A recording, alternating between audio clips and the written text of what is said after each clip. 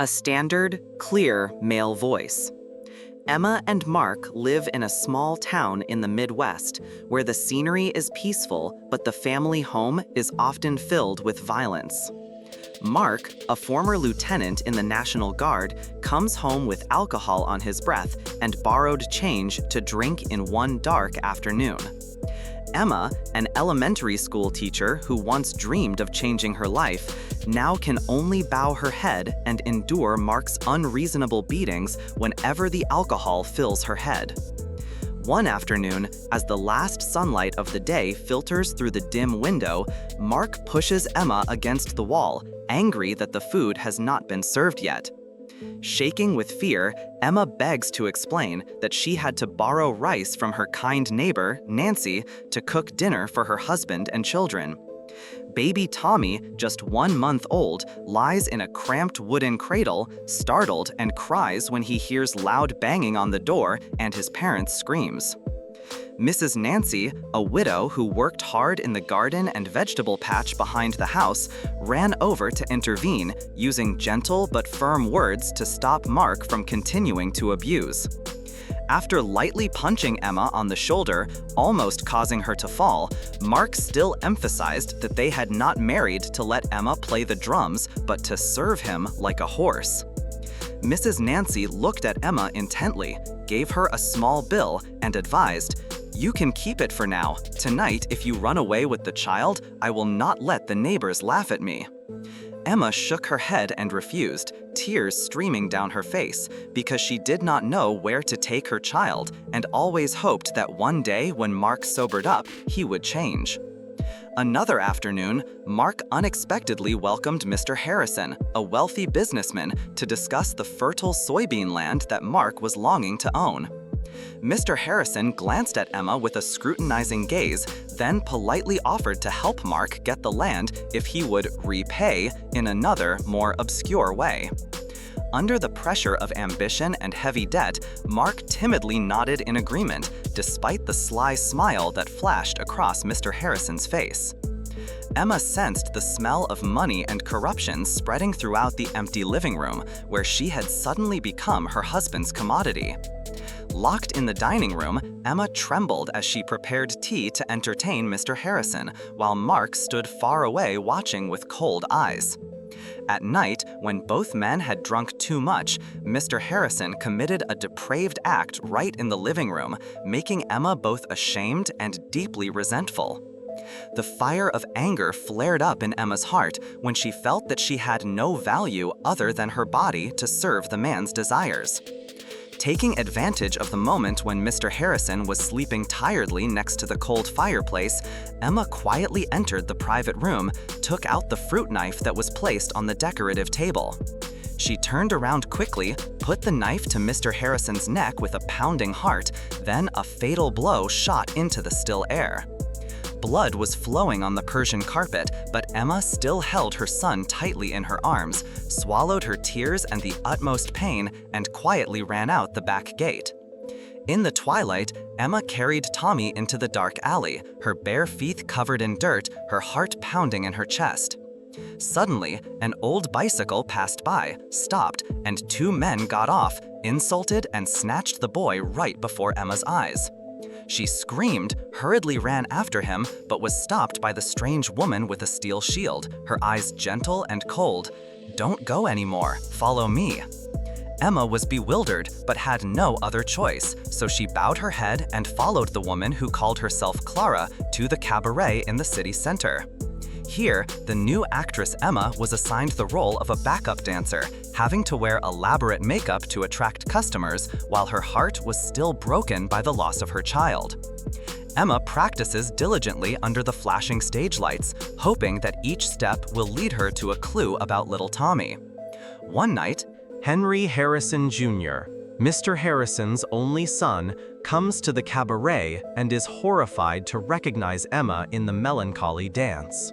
Henry quietly approaches Emma after the show, his eyes both searching and worried, as he has heard rumors of his father's mysterious death. In the cold wings, Emma reveals very few details, just enough for Henry to feel the pain of losing a child and the sacred longing for motherly love. Henry promises to find out the identity of Tommy's caretaker, the child currently living at the Harrison family estate, and to protect Emma from all dangers. She held Henry's hand tightly, feeling a glimmer of hope after days of endless despair.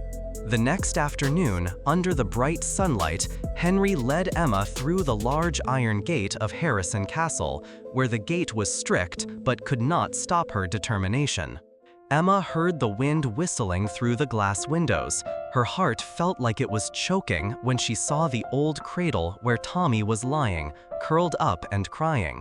She secretly reached her hand through the crack in the door to comfort her child, her mouth murmuring a lullaby.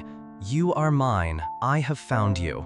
Tommy sucked his mother's finger tightly, his tiny eyes shining with strange comfort, causing Emma to shed tears uncontrollably.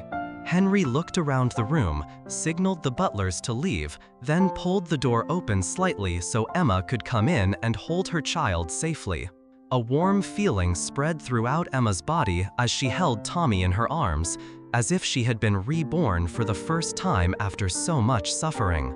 Henry placed brand new children's clothes in Emma's hands, promising to support her and her child in living at the mansion until it was safe. Emma moved into a small room in the Harrison family's guest house, feeling her fear eased by Henry's kindness. She decided to change her name to Emma Roberts, taking a sewing job at a close friend's shop introduced by Henry.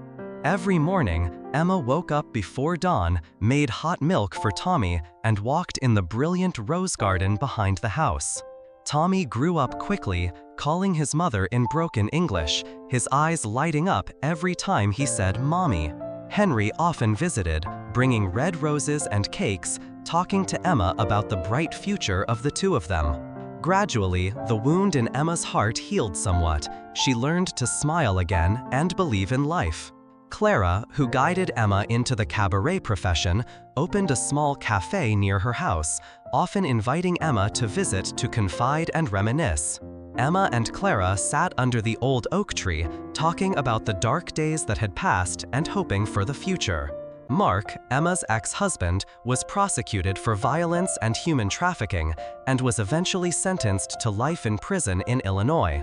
Nancy retired, planted a flower bed in front of the house, and occasionally sent letters and small gifts to Emma and Tommy. Emma often took Tommy to the park, where there was an old wooden swing, so that her son could play and forget the dark past. Henry and Emma held a small party to celebrate Tommy's first birthday, in the garden filled with flickering candles, the sweet sound of children's laughter echoing. Emma discovered her secret feelings for Henry, who was always there to protect them during the storm. In the sunset, Henry held Emma's hand, promising to take care of Tommy until he grew up and build a real home with her. Emma bowed her head and nodded slightly, tears rolling down her face because she realized that love and hope always appear when people bravely face their fate.